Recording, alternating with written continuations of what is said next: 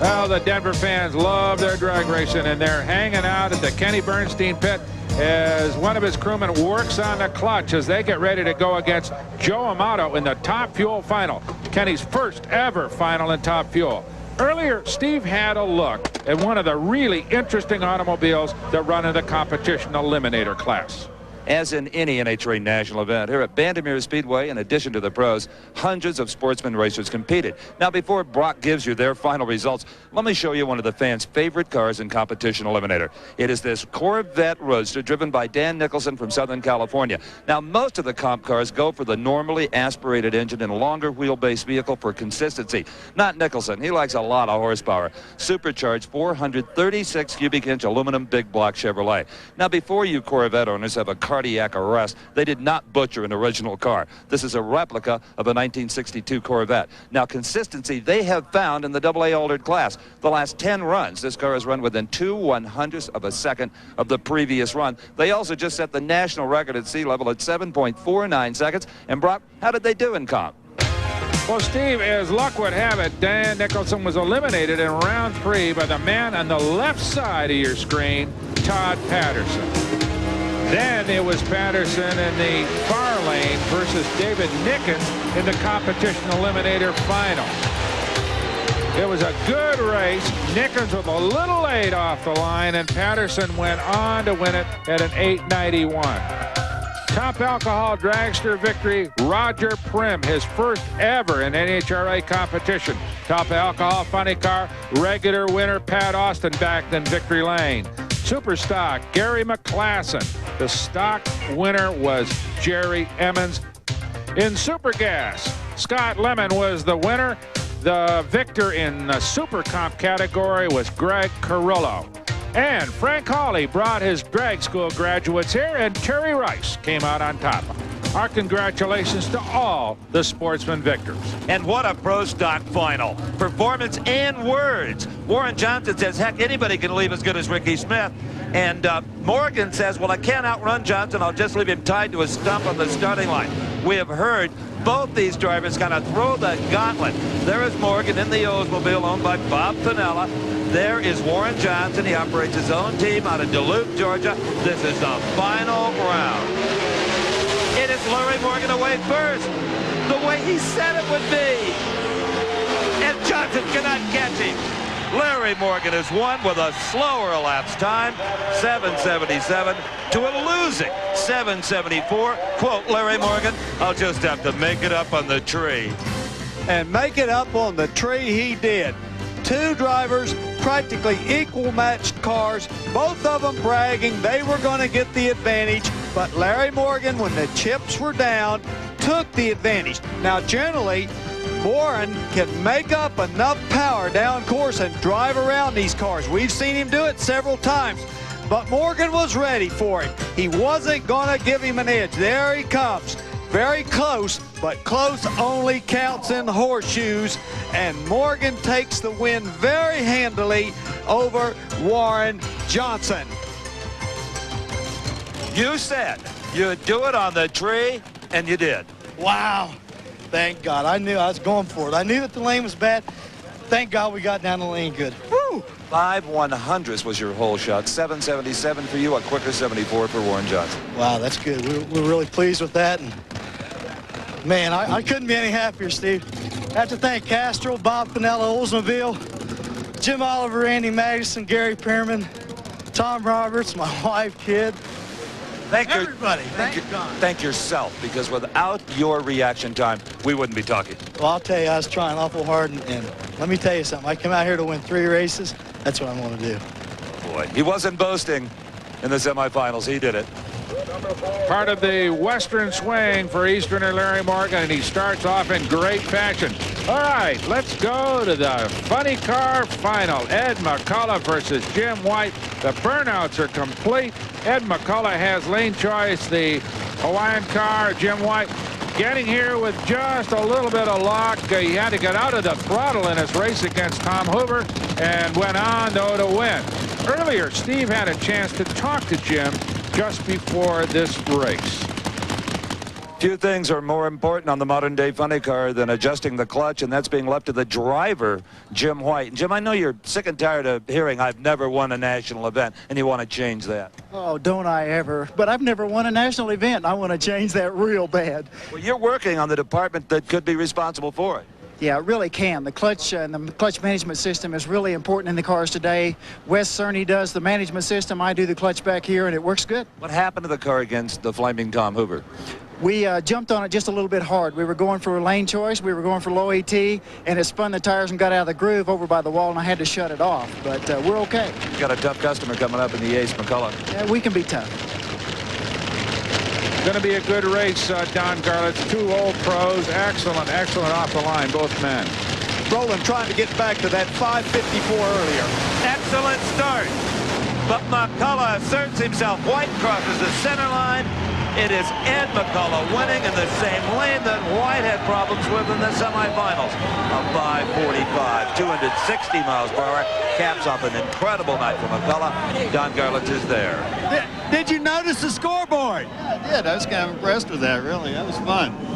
5:45. Yeah, conditions are awful good right now. I think, you know, it's definitely the time to throw down a shot if you could, you know. We were kind of ready, you know. We thought, you know, White's certainly capable of running an awful good ET, and we weren't taking any chances racing him. So, you know, we're kind of happy about that. It's a nice time to win a race. Great morale builder. Well, that's a great run for up here on this hill. Yeah, Ed's been driving the car real well, and you know, the crew's doing a great job in the car, and I mean, I couldn't be happier right now. We really needed this at this point. Well, a major victory for Federley, and McCullough puts them back in the hunt for the Winston Point Championship, Don Garlits. Beautiful start. Jim White did a nice job off the starting line, but the McCullough power came on immediately, and White's car began to go out of control, crossing the center line, giving an automatic win to Ed McCullough. Really a nice race up to that point, but White had to get out of it. No, I guess there's no such thing as the perfect race, but for Ed McCullough today, he came awfully, awfully close. Incredible. New track record, 5:45. We'll take it. I want to say something. I've been with Larry Minor for 7 years. We've won a lot of races. The man's never been in the winner's circle with me. He's here. Larry, this one's for you. I can't wait till he gets here. It's bitching. Did you think you could run this good on the mountain? 5:45. Well, run 550. They had the track record at a 550 last year. The racetrack's just getting better and better here. You know, our Oldsmobile, she did good. The team. And Bernie Federley, your crew chief, he never overstepped his bounds with this car. I mean, we got a game plan. Bernie, he's holding us in here. Our guys, our Goodyear tires, everything's great. Everything's great. Can't add anything to that. The ace is a happy man. Let's see if this man can be as happy in a few minutes. Kenny Bernstein, he'll go against Joe Amato in the Top Fuel final.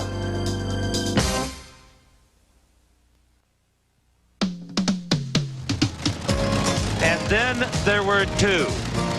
The finals in Top Fuel is all that remains of the third running of the NHRA Mopar Parts Mile High Nationals. You're riding on the burnout with Kenny Bernstein, and in the opposite lane, you can see Joe Amato. Joe Amato has taken the Winston Points lead. Kenny Bernstein has made his first final since switching from funny car to Top Fuel. It's a big night, Don Garlits, for both of them. Boy, and I'll tell you, it's not a more beautiful sight than these burnouts and these flames under these lights. And how excited Kenny Bernstein must be. He's had so much trouble this year with this transition from funny car to Top Fuel. And here he is finally at the Mile High in the final round. But first, before we go racing, earlier, Steve was in the Kenny Bernstein pits to witness an interesting pre-race ritual. Cheryl Johnson, Kenny Bernstein's longtime and only lady, is warming up the helmet using the heater in the van. And Cheryl, it has to be hard on you and on Kenny when you're so used to winning. Well, it has been a real tough year for us, Steve, and we went through the 4 championship years, and it was wonderful. And this year, it is frustrating, but we know the team's working so hard, and we're frustrated just like they are. And tonight, even if we don't win in this final round, we already feel like we've won the race to get this far. So we feel like they've made some big adjustments to the car this last weekend, and it's worked, and Kenny's just so excited, and I am too. It's wonderful right now. It's the old feeling that we used to have. We love it. What Cheryl is doing with that helmet is warming it up so that when Kenny puts it on his head, if the helmet was cold, it would cause that visor to want to fog up. And so this brings it up more to his body temperature. And it's something that only happens at night. We're ready. The final pair. Cheryl Johnson looks on, toes crossed, fingers crossed, even her eyes are crossed, trying to wish Kenny Bernstein into the winner's circle. Joe Amato, the dominant car of this entire event. Bernstein with a magnificent start. Where's Amato? There's Amato. Kenny Bernstein with the leave of his life. Amato, 5:10, an unheard of elapsed time on the mountain at 275 miles per hour. Don Garlits is down in that melee trying to find crew chief Tim Richards. Don? Strong run. Well, the air is pretty good here, but we've lost too many finals this year, and we aim to turn it around. That's why we're a little slow in qualifying. We're just going to turn the way we do things around and wind up a little stronger than we have in the final. It's been a hallmark of this team to be consistent, but we've lost too many finals, and we're aiming to turn that around. We need to keep Joe king of the hill. Thank you. Well said, Tim, and an excellent effort as he put together an absolutely powerhouse automobile here at the Mile High Nationals with Joe Amato. Bernstein makes one of the best starts of his life, but the car just wasn't up to the power that Tim Richards had produced. He ran better and better every run, setting track records consistently, and that's what it takes to be a winner, and he is the champion. Well, Joe Amato has won the Mopar Parts Mile High Nationals. He's taken the Winston points lead. He's run the quickest elapsed time in the history of the state of Colorado. All is well on Thunder Mountain, Joe. Steve, I'm speechless.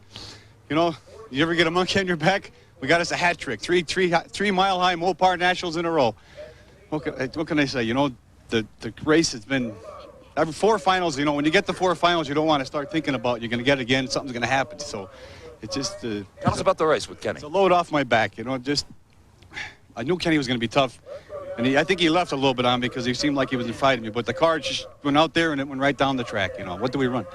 5:10. 5:10. God, and this Mile High in the sky to run 5:10. The Bandimers, is a credit to them and NHRA to hang tough with this race, to stay here and run the race on Monday night, and all the fans from Bandimere come out here to see us race. It was a pleasure to do it. And my Can team, you hang on to this points lead? Well, it's going to be tough. You know, they got us in Ormsby seems to be. We're away from the pack a little bit, but it's going to be tight right down to the end. But this team, Valvoline Top Fuel Dragster, and Tim Richards, and my wife, and Jeff, and Jimmy, and Wayne, and all the guys are doing such a good job keeping the car running steady. We want to make it exciting for the fans. That's what it's all about. I can never add anything to a Joe Amato interview. Just congratulations again. A lot of credit to be given to Joe Amato, Tim Richards, and the team. They did a brilliant job up on this mountain. Don, in our opinion, the Goodyear Eagle driver of the race is Ed McCullough for consistent winning performance. So Goodyear will be sending a check for $1,000 in his name to the scholarship fund of the Specialty Equipment Market Association, who will be from a very good driver for a very good cause. So from Bandimere Speedway in Denver, Colorado, for Big Daddy Don Garlits and Steve Evans, I'm Brock Yates. Thanks for joining us.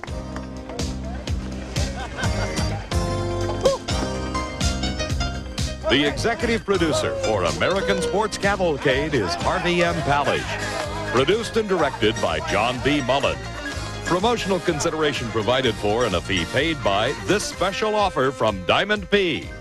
Whenever I hang out in the pits, the fans are always asking, hey, Steve, where can I buy a Diamond P hat? Let's get this straight. Diamond P hats are not for sale. You can't buy a Diamond P hat. Diamond P hats are for the Diamond P crew, except once a year when we give away hundreds of them to people who participate in the initial offering of our season-ending video. This year it's Drag Racing 1990. Mail orders must be postmarked no later than Saturday, September 29th, 1990. Phone orders must be placed no later than midnight Sunday, September 30th, 1990 by calling the 800 number on your screen. Orders with hat will be available for shipping mid-November. Price is $24.95 plus $3.50 shipping and handling. Florida residents at 7% sales tax. So join me and my pals and order Drag Racing 1990 right now.